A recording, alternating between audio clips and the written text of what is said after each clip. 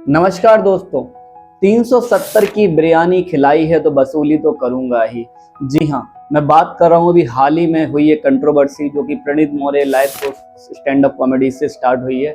यहाँ पर अभी एक हाल ही में शो आया था जिसमें कि कुछ कॉमेडी चल रही थी और इसी में एक दर्शक बैठे हुए थे, तो उनके पास माइक पहुंचता है और माइक जब पहुंचता है तो वो मजाक के लिए, यानी कि अगर कहें तो कॉमेडी के लिए, वो अपना एक किस्सा सुनाते हैं।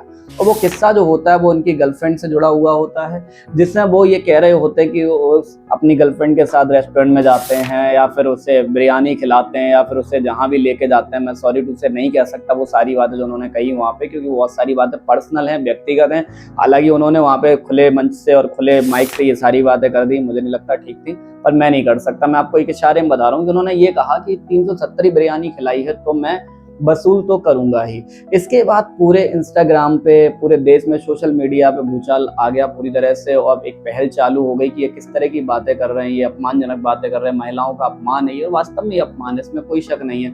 जिसके बाद उन्हें पूरे देश से माफी मांगनी पड़ी और उन्होंने अपना जो इंस्टाग्राम अकाउंट है वो भी डीएक्टिवेट कर दिया। इसी के साथ साथ ये उनकी पर्सनल जिंदगी से भी जुड़ गया और उन्हें कंपनी से निकाल दिया गया। जी हाँ, जिस कंपनी वो काम करते थे उस कंपनी से निकाल दिया गया। हालांकि वहां पे लोगों से पूछा गया, बाकी के एम्प्लॉयज से भी कंसेंट लिया गया क्या उन्होंने ऐसी कोई हरकत वहां भी की, तो पता चला कि ऐसा वहां पे उन्होंने कुछ नहीं किया था, पर हाँ उसके बावजूद भी उनको निकाल दिया गया। इसी के साथ हम बात करेंगे कि जो इस तरह की आप बात कर देते हो, इस तरह की आप बातें करते हो, ये कॉमेडी नहीं होती है दोस्तों, ये एक तरह की अश्लीलता है, इसे वल्गैरिटी कहते हैं। कॉमेडी का स्तर अलग है और वल्गैरिटी अलग है। थोड़ा सा हमें समझना चाहिए कि हम कूल बनने के चक्कर में कुछ भी बोल देते हैं, कुछ भी कह देते हैं। ये दो लोगों के बीच की गपशप नहीं है।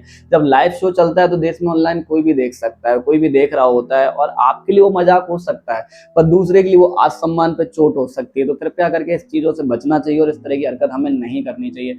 और इसी के साथ मैं बोलना चाहूंगा कि आपकी जो 370 की बिरयानी है ना, आपके इस कमेंट से जो भी युवा या जो भी लोग अगर प्रमोट होना चाहते हो तो कृपया करके प्रमोट ना हो, इससे मजाक में ना लें, क्योंकि मैंने बहुत सारी ऑडियंस ऐसी भी देखी जो इसमें हंस रही है, लोग खुशी मना रहे हैं कि कितनी अच्छी बात बोल दी। तो उनके लिए मैं क्या कहना चाहूंगा कि आपकी जो 370 की बिरयानी है ना, ये आपकी 376 की वसूली हो सकती है। हाँ, मैं कहना चाह रहा हूँ 376 आईपीसी, जो बीएनएस की धारा 64 हो गई है। जी हाँ, मैं बात कर रहा हूँ रेप की। अगर आप इस तरह की हरकत करते हो तो आपको कानून के दायरे में रखे आर्टिकल नंबर जो आपका, सॉरी आर्टिकल नहीं, आईपीसी की धारा 376 के थ्रू आपको जेल भेजा जा सकता है और अच्छा खासा आपको सजा हो सकती है, जो कि आप ही सिर्फ नहीं भुगतेंगे, आपका परिवार भी भुगत सकता है, आपके लोग भी भुगत सकते हैं और अच्छी तरीके से आप वसूली बढ़िया से आपकी हो जाएगी, जो कि आपका भारतीय कानून कर लेगा। तो कृपया करके इस तरह की चीजें ना करें, इस तरह की अभद्रता ना फैलाएं।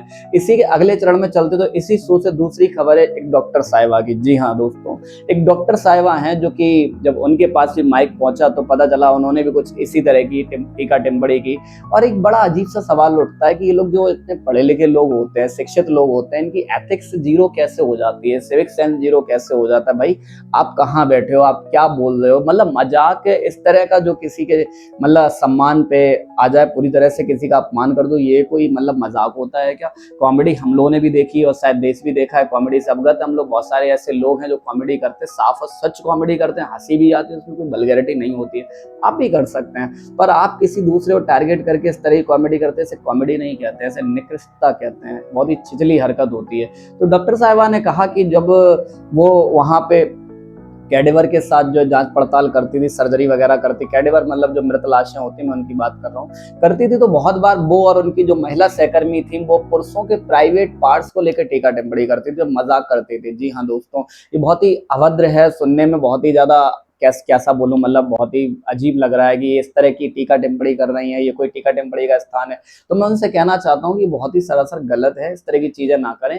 ये फंडामेंटल राइट्स के थ्रू राइट टू डिग्निटी के अंदर आता है, जो कि आर्टिकल नंबर 21 में है। आप इस तरह की भी हरकत करते हैं तो इससे फंडामेंटल राइट्स का वायलेशन होता है, जो कि डायरेक्ट सुप्रीम कोर्ट में भी इसको अपील किया जा सकता है और आपको अच्छी खासी सजा हो सकती है। तो इस तरह की हरकत ना करें। और मैं कहना चाहूंगा इस तरह के आपके मजाक से के लिए, इस तरह की अभद्रता के लिए, मैं सिर्फ आपको नहीं कहना चाह रहा हूँ, आपके इस मजाक को, इस अभद्रता को कहना चाहता हूँ कि अगर आपको इतना ही शौक है इस तरह से प्राइवेट पार्ट्स को देखने का, उस पर टीका टिप्पणी करने का, तो आप गुप्त रोगी डॉक्टर बन जाइए ना। आपको डेली ऐसे मरीज मिलेंगे जो इस समस्या को लेके आपके सामने आएंगे, जिसके चलते आपका शौक भी पूरा हो जाएगा और लोगों का इलाज भी पूरा हो जाएगा। तो आज के लिए इतना ही। अगर आपको वीडियो इन्फॉर्मेटिव लगी हो तो इसे चैनल को सब्सक्राइब कर लें, वीडियो को लाइक कर लें। और ये वीडियो किसी भावना को आहत पहुंचाने के लिए नहीं बनाया गया, ये सिर्फ इन्फॉर्मेशन के लिए